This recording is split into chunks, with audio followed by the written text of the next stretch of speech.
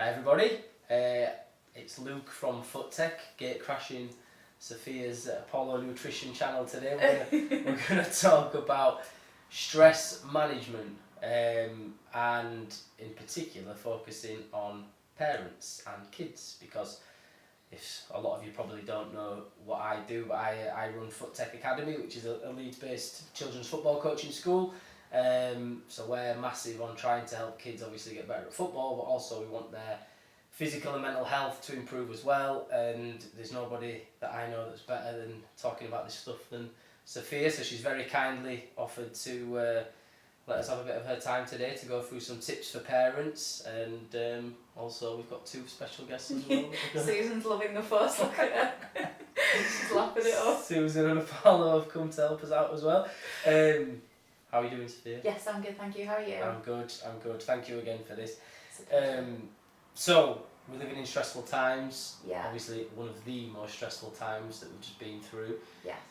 But generally, why are people more stressed? Well, I think right now, obviously with us just coming out of lockdown, things getting back to normal, that puts a hell of a lot of pressure on everyone as well. I think so many people thought that coming out of lockdown and once COVID was more in the past, it's not completely gone away, but that everything would just be fine, but you know, it presents a whole new range of sort of stressful situations with more social occasions, kids being invited everywhere, loads of different things being reorganised. We've just been talking about weddings and parties, and everyone's all over the place planning holidays, so there's all that pressure as well, which is financial pressure, because that's, you know, stressful in itself. People are probably going back to the office, they might not have worked in an office for a long period of time, and it can be quite anxiety provoking going back to social situations when we've all been stuck inside.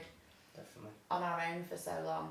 Again, just life in general, everyone's so busy all of the time, and that is a huge risk of increasing stress, because no one's giving themselves the time to really slow down and think about things and take that time out for themselves, especially people that have got kids. Yeah. Because, you know, you're not your number one priority anymore, you've got other... Yeah. It's a good point, and I think that's one of the things I did want to come on to it now was there's this thing, mum guilt, and since becoming a dad, you also get dad guilt, obviously. Yeah, works both ways. It works both ways, but mums in particular, I know my wife gets mum guilt quite a lot, and there is this thing you've said there about being busy all the time. We've got emails on our phones, we're constantly on, no matter what time of day it is, unless we turn notifications off the phone. And I was talking to my wife the other day about this, that I would just really enjoy even just one night where I could just go and think and not have to worry about the kids or whatever else. And she said she couldn't do that because she'd feel she wouldn't want to. Yeah. And that was quite interesting, because I was trying to explain to her, but do you think that you'd be more present with the kids if you did take that night time for yourself? Yeah. So can you talk to us a little more about that and the importance of getting over that and taking that time for yourself? Yeah, I think it is really, really tough, and I don't have kids myself, so, you know, I'll openly admit that, and I've got dogs, but it's completely different. But yeah, I can really understand where that would come from, because people already feel stretched for time and probably feel that because they're working and because they've got so many other things on, other commitments, they don't spend as much time with the kids as they want. So it would feel quite alien to be like, I am going to take that time for myself, or I am going to take that hobby, or have a night off, or, you know, have time off my phone and just do something for me. But actually, when we look at it, managing stress levels in that way, and like you said, learning how to be more present, is going to make you a better parent anyway, because you will be less stressed, you will be able to help your kids tackle things more. It's just understanding that that is a priority. And I think, again, prioritising. So again, a lot of people will probably be doing things regularly that isn't as important as they think, or they'll be saying yes to things that they don't want to say yes to. So, you know, all of those social occasions and all the different friendship circles that people have, I'm not saying you have to start being really cutthroat and cutting people out, but actually, if that's going to free up a bit more time, and you're not constantly feeling committed to loads of social plans, and then you do have, I don't know, a couple of hours a week just for yourself, that's going to be a huge benefit. Yeah. It's like, look at professional athletes, the whole rest side of their training is now becoming as important as the training side. And I think anyone that goes to the gym that's listening or watching, if you went to the gym 7 times a week for months on end, there's going to come a point where your body just says, no, I'm done. Just stops. It'd be quite quick as well. Yeah, I'm saying months, it'll probably be days. But this is the thing, so it's kind of like, you know, training your muscle. Your brain is a muscle. You only make that progress, you only actually build the muscle when you are resting. If you are constantly in that go mode and putting different stresses on yourself, whether it is in the gym or, you know, mentally, it's going to get to a point where something's got to give. And I think that's the thing as well, you said before, that we're so busy, and it's not always work related either. It's trying to fit in everything else that we know is good for us, like the gym, like social occasions as well. But then there needs to come that point where you accept that rest and recovery time and chill out time should be planned into your weekly routine as much as the gym or, you know, the work and whatever else. It needs to be there. And don't get me wrong, I'm so bad at that. I'm trying to get better, but when you do have that night or those few hours when it is just, you know, just you and catching your thoughts, you feel better. You feel better the next day. If you've got, you know, maybe a business or stuff going on at work, you get more ideas as a result of having that rest, and you're happy with your kids as well, and you can. It's just that's been a biggie for me. I'm still trying to do it more often and trying to convince myself to do it, but we're getting there. I think as well, like in society now, people almost wear, like you'll have seen memes saying that people wear burnout as like a badge of honour and grind harder than me, team no days off, whether it is business or whether it is work, and constantly feeling like you have to be productive can actually really go against you eventually. Definitely. And we were speaking before about social media, so we're going back to stresses, that social media in many ways has been brilliant, but in other ways it's not so much, is it? And we were talking before about the comparison, how everything we see on social media is probably the best of somebody's life, and we start comparing ourselves, not just ourselves, but we start comparing their children to our children. Can you talk a bit more about the problems there? So obviously social media, like you said, you're seeing the best in the best, but also we need to be aware that a lot of it is probably lies. So someone's painting this picture perfect lifestyle and family situation, but you don't know what's going on behind closed doors, and quite often that's very different to what we are seeing. It's all completely filtered and edited, and I don't just mean people's faces, because we know that's getting ridiculous.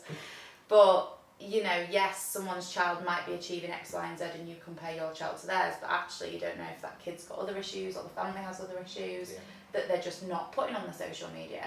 And that's the best way to view it, that it is a highlight reel. And one of the things I get my clients to do, obviously it's a little bit different, but if people are comparing themselves body-wise, or, you know, looking at someone who's got abs and they're thinking, I need to look like that, and it's making them feel negative, just unfollow anyone who makes you feel badly about yourself and your life from whatever aspect. Because you don't owe anyone anything, especially if it's a celebrity. But if it's someone that you know, there's a reason that Instagram and Facebook have mute buttons, so that you don't have to offend them, you don't have to have an argument, you can just switch them off so you can't see what they're posting anymore. Because sometimes, depending on what headspace you're in, so if you're trying to work on something in your life and someone else is conflicting with that or makes you feel badly about your own choices, that could trigger you, not even necessarily at any fault of that person. So even just temporarily, you know. And maybe stop comparing yourself to that person. Start comparing yourself to who you were yesterday. And I thought, where I heard that, I didn't make that up, by the way. I heard that the other day somewhere. I thought it was really good. And it's true. It is. It's like that person's got their own stuff going on. Whether it's a celebrity or your best friend, they've got their own stuff going on in their head.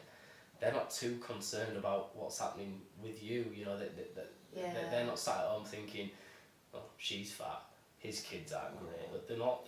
They've got their own stuff going on. So most people can't even process what is going on in their own head, let alone what other people are thinking. Exactly. So they're so centered on themselves, and rightly so. Like we all should be looking after ourselves. Maybe just think, well, yesterday I didn't go for a walk, or I didn't get some fresh air, or I shouted at my kids when I shouldn't do. So what am I going to do today that's How a little can bit you be different? better? Yeah, just like that. And again, so hard to do. The other thing I'd say, which is something I'm trying to do more of, is just literally lock my phone away for after a certain amount of time, or certain time, should I say, at night. Last Sunday I went to Harewood House with the kids. I left my phone at home. One of the best things I've done in months. Great. Because I just wasn't tempted to. Because even if you're just checking the time, it's like, a quick look on Facebook. Why? Yeah. Why am I doing It's that? just a natural reaction, isn't it? And especially when I think, because a lot of what we do work-wise is on our phones. But that's something that I implement with my clients is like a phone cut-off time on an evening. Right. Because an increase in blue light exposure is linked to reduced sleep quality. So whether it's your phone, laptop, tablet, TV does have a bit of blue light, but it's not as bad. We've got a hormone called melatonin that's needed for proper deep sleep and quality sleep, and blue light just stunts the production of it. So you're not going to be getting the sleep that you need. If you struggle to switch off before going to bed, you find your mind racing, it's probably because you've had too much exposure either through the day or on an evening. So with the majority, well, ideally all of my clients, we don't use phones for an hour before bed. Nice. And it just gives you that time. Sorry if anyone can hear Susan snoring. We've got, for those that are listening and not watching, we've got Apollo and Susan, Sophia's two dogs, and they're both fast asleep. Snoring away. So just not having that blue light exposure an hour before bed can really, really help. And it gives you that time to not be constantly checking notifications, because that's something for me, because I communicate with all of my clients over my phone and I always want to respond as soon as I can. So there's that temptation to then get into conversations at 8, 9, 10 o'clock at night when actually you don't want to be in that sort of heightened state. I've been there so many times, and where an email's come through that's triggered me and I've had to respond there and then, and I'm just like, now. It's not what you need. Yeah, there's a function that we found that our emails, I won't bore you with, but we can pause it now after a certain time, so we don't get them until the morning, which I think it needs to happen, because part of me thinks, well, who is good? If I respond to this email now at 10 o'clock, are they going to reply back to me? No. Probably not. So we've got work hours. But we don't realise how much that increases our stress levels. Even having your phone on sound or vibrate, my phone's on sleep mode all the time. Because if I have my phone not on sleep mode, it's just constantly flashing up, and that's distracting me, whether I realise it or not. So if I'm on a Zoom call with a client and my phone's next to me and I can just see it lighting up, it might only be 0.5% of my concentration, but it's still got it, and I want that client to have my full concentration. So I actually have allocated time slots in my day where I reply to messages. Nice. So I will have my day planned out, and then 20 minutes reply to WhatsApp messages, and then it's just it's managed and it's controlled. And I think the way things are going with people working more online, like you said, everything's over email. Having that organisation and structure can massively help. Well, looking at what you said before about having time to yourself, bet if you added up the amount of times you check your phone through the week or respond to stuff that you shouldn't be responding to at times you shouldn't be responding to, but you might get back a couple of hours, in which case that could have been for you to go off for a walk or whatever, and more another hour with the kids or whatever. Yeah. But you don't realise, those little 1 minute, 2 minutes here and All there. add up. It does add up. I think the other thing, I guess, which is linked to social media is watching the news as well. Yeah. So we've had to watch it. I say we've had to. COVID, obviously, certainly in the early days, you were glued to the TV because you didn't know what was going on. Yeah, it was awful. What was changing on a daily basis. Lately, it's all to do with the holidays. Can we go on holiday? Which countries now in amber, green, and red, and blah blah. But having time off from watching the news, particularly on the morning, has been a bit of a godsend for me, because I think sometimes ignorance is bliss. 100%. I don't watch the news at all. I didn't watch it the whole time through COVID. Nice. Apart from when we were planning the wedding. Yeah. And obviously was really worried that it was all going to get cancelled again. And honestly, my anxiety, I didn't sleep for 5 days. I was constantly checking the BBC app on my phone, refreshing it for an update. And so many people will spend time behaving like that just around everything, because it is so anxiety provoking. and just the news is constantly negative as well. If you're not counteracting that with some positive stuff, you are going to feel like shit. So starting your day by going on a news website or watching the news on the TV is probably much more productive. And I'm not saying be ignorant to what's going on. Search for stuff specifically if that's what you want to read up on.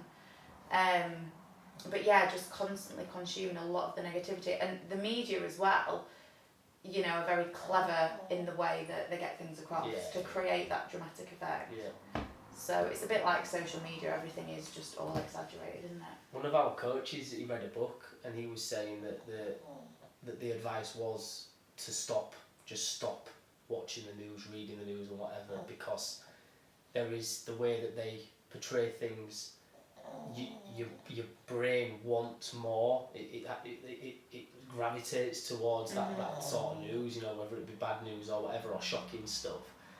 But ultimately, it just makes you feel rubbish. He's not watched it for months, and it was him that told me to do it, and it's so much better. So much. Like you say, there might be things that you need to know, which is fine. But maybe get on Google and search for those specifically. But don't feel like you need to be watching, particularly when you can watch. What is it? 3, 4, 5, 6 news bulletins every day. It's like, do you need to watch all of them? No. So, from my point of view, or FootTech's point of view, we're children focused, but when we try to be a little bit more than just a football coaching business, we want to be. We know that a high majority of these kids are not going to make it as professional footballers, whether we like it or not. But we want to use football as a tool and sport as a tool to help them with their physical and mental well-being. So we're seeing that kids are more stressed generally, not just because of the pandemic. I think in the past couple of years we've seen a bit of a change, and I think social media, going back to some of those points, have definitely played a part in that. Can you tell us how, and I'll talk a little bit about this as well, but can you talk to us more about how children are almost copying their parents to an extent, and their parents' behaviour, and particularly things like food and so forth? Yeah, I think parents won't realise the impact that their own stress levels and their own mental health will have on their kids. And kids only know what they see. Like that, you know, their whole little world is what's normal at home. And I guess if I just talk from my own personal experience, so my parents both massively struggle with their mental health. And I'm a nutritionist now, and I work with clients on the food relationship, whether it's fat loss or muscle gain or, you know, strange food behaviours, whatever it might be. But I got into nutrition and fitness because I have a history of eating disorders. I've been fully recovered for 10 years, but for about 6 or 7 years I was diagnosed with anorexia, then diagnosed with depression, then anorexia into binge eating into bulimia, and then back to anorexia. And so much of that, I'm not saying my parents caused my eating issues, but because they had their own mental health issues, they weren't aware of what was going on with me. And I was like 13 or 14 when these issues started developing. So, and as well, because they both struggle with their mental health, it was almost normal for someone knocks over a glass of water and it's a massive screaming argument over one little bit of spilt drink. And now it's given me the approach where everything is just, you know, it is what it is, it's straightforward. You can always sort these little things out without it blowing up and being out of proportion. But when I was younger, that is how life was. So I thought that was completely normal. You know, I thought it was completely normal where if you felt a bit down, you just stayed in bed all day and ate cereal instead of cooking a meal. That was how it was. So that's, I guess, more of a bit of an extreme view on things. But if my parents hadn't struggled with their mental health, would I have struggled with mine? Probably not to the extent that I did. And mental health struggles are completely normal. There can be so many different reasons. Like we've said, life just the way it is nowadays is a massive issue in itself, and social media. But kids are growing up learning from what they see around them. And just, you know, again, if a kid grows up and they are overweight, or they're around parents that have their own eating issues or are constantly on diets and saying, oh, I'm fat, I need to cut this food out, I can't eat that, that massively rubs off on kids. And if kids are growing up around eating issues, there's an 80% increased risk that they're going to have eating problems themselves. Oh. And I think if parents knew that, they'd be more inclined to reduce their stress levels, to manage their mental health, to get support for their own issues. Because everyone has issues. You know, one of the things I always do if I'm taking a seminar on food relationship or food problems, I always say, right, everyone here, and I can have people there that have had an eating issue or eating disorder in the past, to just your everyday person who wants to be fit and healthy. So a whole different spectrum of people. But I always say, put your hand up if you've never struggled with your food relationship, and no one puts their hand up. And that can be 10 people, that can be 70 people. So everyone at some point has had an issue. So it's completely normal and fine. But it's when we let these things get out of control, and obviously that then spills over and kids will pick up on that. Yeah. And the amount of clients I work with that are in their 40s and 50s, and they say they've been on diets their whole life, and you know, they really want to get their kids and the rest of the family involved in this and make it a proper lifestyle change because they're sick of feeling the way they do, and you can guarantee the rest of the family are sick of it as well. Interesting. And we, from our side of things, we could say we've seen that kids are just struggling to manage any sort of stressful situation, I guess is the term I'd use, or any sort of little stresses, which actually, when we're talking about stress management, you need some stress in your life because you need to overcome that to grow. So it's like a muscle. You stress it in the gym by lifting weights, which then means it grows. You know, there's a load of science on it. I'm very, very generalist there, but it's the same sort of principle. But we're getting to the point now where parents are trying to fight every single little battle for their children, which is meaning they're growing up with zero resilience, zero confidence and zero character, which, to be fair, if you were to give me a kid with those three things in abundance but is maybe a sort of a C plus student compared to a kid with none of that but is an A plus student, I'll tell you the kid that's going to go further in life. Yeah, 100%. And that's not coming from blind opinion. That's what we've seen. And these kids that go on to good things, and just being able to look at people in the eye when they're having a conversation and stuff like that, stuff that we take for granted that's just not happening as much anymore. You know, we've had our camps since the start of this the summer holidays, and brilliant, you know, having all those kids out there and all of them are loving it, but you know, there might be the odd email that comes in, or little Johnny said that he got called a name today. It's like, okay, well, yeah, we don't have GoPros on all of them, so we don't know every. Yeah, kids have a great way of doing stuff out of view of the coaches as well. Yeah. That's what kids are like. But that's normal for kids, isn't it? Exactly. That just happens. You can't. Don't get me wrong. You don't want bullying. That's exactly. There's a line. But if it's just a case of they've tackled them and they've took offence to that tackle and they've called them a name from that, it's like, okay, well, what can you do as a parent to let them learn from that situation? Would it be a case of, you know, teach them to ignore it and get on with it, or maybe if it's too bad, you go and talk to the coach privately about it, and, you know, all these things that are actually going to help them deal with the situation themselves, as opposed to thinking, I'm going to email and I'm going to complain, I'm going to stamp my foot. Exactly. I'm going to start, and it's like, to what end? What do you want us to do to this kid that's just called your child a name once? Do you want us to tell them they can't come anymore for that? It's just, that's nonsense. I think it's people need solutions though, don't they? And that's... Yeah. But I think for kids as well, like you said, so many of them struggle because so much of life nowadays is behind a screen. Yeah. They aren't having to build up that resilience or those people skills. They aren't having to face challenges because, well, I mean, we took 18 months out of children's lives with lockdown, which is horrendous. And we haven't seen the impact that that's had yet on kids. I agree. That have missed a huge chunk of learning and development time. Yeah. That they're never going to get back. But yeah, I think you're right. Like, kids need those challenges, and that's what builds character, and it's those experiences that will see them through life. It's when we're in schools, we're fortunate enough to work with, or have worked with, well, a few schools, and you can see it with the head teachers when they're talking to us. It's getting worse, this whole complain culture, and there's no sort of end goal with it. It's kind of the parents just see it as a thing. It's like, oh, I like wear it like a badge of honour. I've complained and I've got a result for my kid now. It's like, but to what end? Because that child's learned nothing from that. And again, there is a line.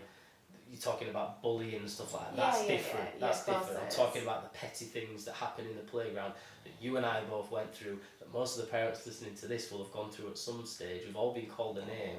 We've all had kicks and punches and stuff like that. These little bumps and bruises along the way, but we've learned from it and we grew from it, and that, I don't think that's happening enough anymore. No, it's more a case of just brushing it off and realising that what other people say shouldn't matter. Exactly. That's what kids need to be taught. Exactly, and thankfully, the high majority of our parents are like that, and you can see it in those kids that just brush it off and carry on, and they just pick themselves back up. And they just but I think it comes back to what we're finding is parents are very focused on the results. So, are they getting the best grades? Are they top of their class? Are they getting picked first for the football team? These sorts of things, but they're almost, when they don't get that, they're complaining their way to that. I think a lot of it comes from a good place. 100%, they're wanting to protect their kids. You know, they want their kids to have the best of everything, and rightfully so. But actually, in that way, the kids aren't learning anything. No, and that's the thing is, take a breath. And this maybe comes back to the whole being too busy and being too stressed, and then your child comes home and they've not not achieved the top marks or whatever. That adds to your stress, and you react by sending an email to a school saying, well, I know that you did all this homework or whatever. But that's the thing, I think it all sort of, this whole stress management thing, it comes under, there's so many facets to it that it's a self-fulfilling prophecy that one thing leads to the other, which leads to the other, which leads to the other. But if you were more relaxed and less stressed, you might deal with that situation from your child a lot better than perhaps you have done by complaining or moaning to people about the result you're not happy with. So it does all link together, just taking that breath and thinking, actually, how can I help my child learn from this themselves and help them grow as a person? I think there's so much stress on parents and kids as well to like get through that stage of school and get that exam and then that exam and keep moving and just ticking everything off like a checklist, rather than actually looking at the bigger picture and thinking, right, how can we make our kids better humans and better for society and for themselves, for their own future. And I mean, we were talking before, and I know when your kids are at school, you obviously want them to get the best grades and get the best results, but actually, in the bigger picture, none of that stuff matters. No. I've never been asked what I got on my GCSEs. Like I said, I didn't go to college, didn't go to university, and everything's worked out more than okay for me. There's a lot of successful, like what you, in inverted commas, success. I don't like using that term because success to us is different to somebody else. But these business owners and your Richard Branson's world and all that, they didn't leave school and stuff like that with amazing grades. And that's not to say you should always try. You should always try to achieve that. But it's understanding as parents that is not the be all and end all. No. Have you helped your child become a better person, a better human, which is going to help them further down the line. And the other thing I'd lead on from that as well is looking at things like play. So for your child, and I guess this will come on to the tips that we'll give you at the end, is we're so hell-bent on making our children good at something, that everything's so, right, they've got football coaching that night, they've got swimming that day, they've got karate that day, and it's all these great activities to do, but when a kid's kids. Exactly, and so one of the things we're doing a lot with our one-to-one clients, our one-to-one players, is suggesting that as opposed to doing football 5 to 7 times a week, maybe take a day where you pick an activity that you just do, and that might be a coach session, it might be a karate or a boxing or whatever, but with no stress, because you're not there to compete, you're not there. The pressure. Yeah, there's no team to pick for, whereas your football is your chosen sport and you're wanting to really, really good at that and progress as much as you can. But then maybe go to netball, where you can just play with your friends and it doesn't matter. Because it's nice to just do stuff without that constant pressure of being the best. Definitely. So definitely that play element is something that we're trying to promote a lot more, and I'll be trying to promote that with my kids as they get older. At the minute, it's just Peppa Pig. So I'm alright. I bet you're sick of Peppa Pig. No, I'm all. Top tips, Sophia, to finish. So, if you had to bullet point it, nutshell, what would you say? 3, Stress 4? management for parents or for kids or just in... We'll do parents first, we'll do kids. So I think having some sort of structure and routine and planning is really important, because when everything's flying around in your head and you're trying to remember what work needs you to do, what friends you're seeing, what you're doing in your personal life, kids' routine, if it's all just flying around in your head and it's not on paper or even start. So some structure and planning, but the flexibility and understanding that life isn't going to be perfect and you need to be adaptable to that as well. So a routine that doesn't have to be strict and rigid, but just some sort of structure and planning. Like we've said, something for yourself. You know, some of my clients, I've got one client who has 6 children. She's a single mom. Wow. She works 2 jobs as well, because obviously 6 kids is not cheap. Superhero. Yeah, she is. She's absolutely incredible, and she's smashing her health and fitness goals. Yeah, nice. She's insane. And everyone's, you know, got different sort of levels, so she's just, she's incredible. Nice. And she gets up, so I think her morning with the kids has to start at about 6:30 to get them all ready. So she gets up at 6, so she's got half an hour. She sits down with a coffee. I'm massive on a technique called journaling. I don't know if you've heard about that. So you can do journaling in loads of different ways, but the majority of my clients use it to get thoughts and feelings onto paper. You don't necessarily have to elaborate. If people are going through something really difficult or really painful, just naming the emotions or how you feel can be a really useful starting point. Reflecting on the previous day. So like you've said, you know, instead of comparing yourself to other people, thinking, how did yesterday go and what can I do today? Setting intentions out for the day. So this is how I want my food to go for today. This is the exercise I'm going to do. This is what I'm going to do with the kids later. This is how work's going to go. So getting that on paper. So 63% higher chance that you're going to achieve what you say you are if you've got it on paper than if it's just a thought in your head. So giving yourself some time in the morning, but to be able to do that, working on quality sleep so that you're getting a good night's sleep. You're not then snoozing the alarm 4 times and missing that precious time for yourself. Because even if it is literally 15-20 minutes, coffee in peace and quiet, check over your diary, see what you've got to do for that day, get some planning done, maybe do some journaling, 5-minute meditation. I'm not huge on like long meditation practices because I think it's impractical. But again, just starting your day in a calm way. Like that's, you know, that's huge. Evening routine to sort of start unwinding after kids have gone to bed and getting that quality sleep. And then obviously food, because food, I mean, maybe we'll touch about this on another time, but massively impacts how your body reacts to different types of stress. So making sure that you are feeding yourself and you're getting the fuel that you need and water as well. And I would, we did want to talk on that, but we don't want to go on for ages, but the nutrition side of things is massive. But I don't think, you know, keep it simple. Oh, 100%. I guess just... doesn't need to be fancy. Yeah, you don't... Everybody listening to this doesn't need us to say, don't eat chocolate all day. No. You know, just maybe focus a little bit more on whole foods. 80-20, have 80% of your food coming from good, nutritious sources, you know, meats and so forth, and fruits and veg. I mean, that's a great example for your kids anyway, but you also want to be able to have a slice of cake with the kids and, you know, relax around food as well. That's it, definitely. But yeah, the sleep thing, again, something I need to work on, but when you have a good night's sleep, not easy when you're a parent because there's little grenades in those beds that can go off at any time, but when you can, get to bed earlier.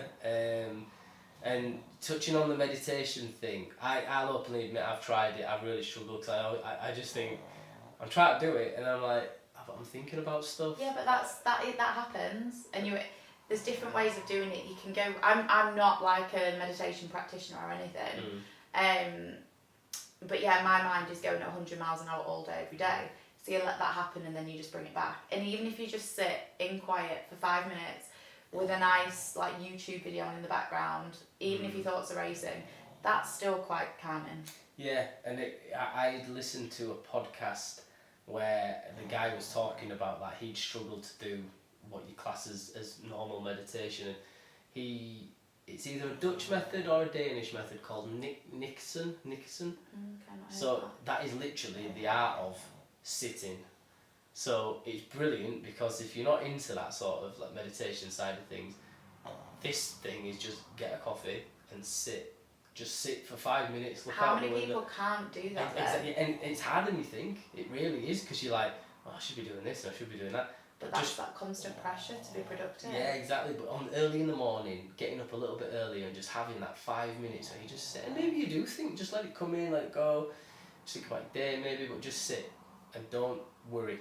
I know that's easy said and done, but just don't worry about thinking about anything. Just let everything come and flow. Doing that's been really good. Again, you need to find more. I need to find more time to do that, but that's been quite an interesting practice over the last few weeks, definitely. For kids, so I'll kick off with that one. I'll go back to the point I made about letting them play. I think as parents we need to let our kids play more. That'd be one of my top tips for helping kids de-stress. Don't always be having something for them. Routine and structure is brilliant, that helps them, but that doesn't mean that we have to have 18 different activities over a 7-day period. No. Maybe have one of those days, 2 of those days where it's family time and we do, or even just their time where you know we need to veg out in front of a TV watching Netflix sometimes. It's just the thing about screens, and screens are bad, and yeah, too much screen time is bad, but half an hour to an hour for them to unwind is not bad. They're going to need to know how to use these things when they get older, so that you know, manage that, make them earn it. If they've done their activities for the week and the chores or whatever, then they get that time on the iPad or what have you. Anything else you'd... I just think encouraging kids to open up about how they're feeling by being honest about how you're feeling as a parent. Not necessarily honest to your kids, obviously honest to your kids, but not opening up about any issues, but to like friends and family, or going to the doctors if things get too tough. Yeah. Because, you know, mental health is, everyone's talking about mental health and saying open up and don't try and deal with it all on your own, but people do. People just think, oh, if I just keep going, if I keep, you know, it'll just settle down, and it doesn't. It'll come back, or it'll just build up and up. And so many people put things in a box and think, I'll deal with it when I've got time, and it never comes and it all explodes. So, you know, if you are really struggling or there are issues, then speak to someone that you trust, and don't feel that you can't reach out for help and support, because, again, kids might not know in detail what's going on, but they will sense that it's not all right to talk about how they feel, or it's not all right to speak to a friend or have a friend round for a coffee when you need to open up about something. Yeah. So I think that's important, and just not putting that pressure on. You know, it's life is so hard as it is without the constant pressure to be perfect or to be the best, and like you said, it just removes that fun element. It does. I think if you are overstressed, you've probably got more chance of missing these little key things that maybe are going on in your child's head because you're so worried about other things that you've missed that little conversation that they maybe wanted to have with you because it was, no, I've just got to do this, I've just got this work call to take or whatever. And yeah, it is just a self-fulfilling prophecy. It's like if you look after yourself, then you're likely going to be able to look after your kids a lot more when it comes to that mental health side of things.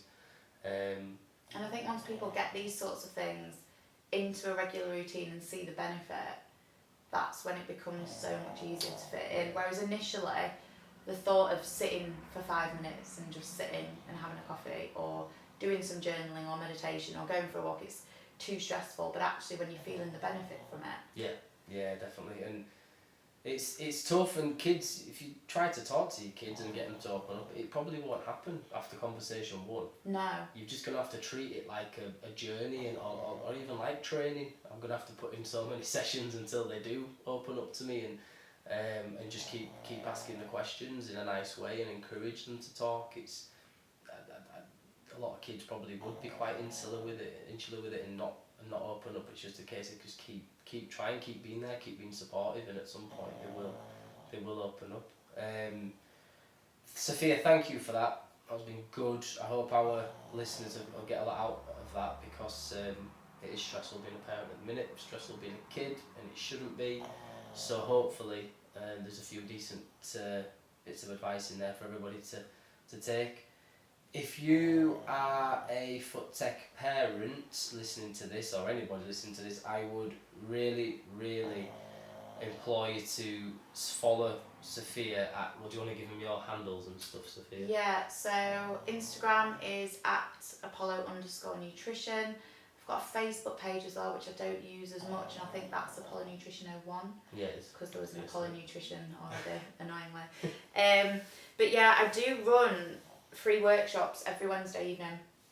Nutrition topics, but also, you know, things like stress management and sleep and hormones and just health in general, because I'm a nutritionist and I rarely talk about food because everything else is what influences our food choices. Yeah. And then every other Sunday in Leeds city centre, I have a live podcast that people are welcome to come and watch. Nice. And I've got loads of different business people from Leeds, people in the fitness community. And it's great, just all these different perspectives, and we talk quite a lot about mental health and physical health, because I think the more we talk about these things, the more awareness we spread. I really do think anyone that wants more information on this area, but also any sort of advice or guidance on food, on health, Sophia is brilliant. I'm not just saying that. I follow a lot of people in that space for a long time, but the way that you just put it out there, no holds barred, to the point, no nonsense, I think is quite refreshing, and I think a lot more people should do that, because it's a really important subject, and some people just try to, you know, maybe try to do things for the wrong reasons, whereas you can tell you actually care, but it's just so good, the information. So please follow Sophia and you know, maybe get in touch if there are any things you want to talk to her about on nutrition or what have you. And aside from that, thank you to Apollo and Susie, stars of the show. Hey, 2 dogs fast asleep. Little snarl. And yeah, we'll see you again soon.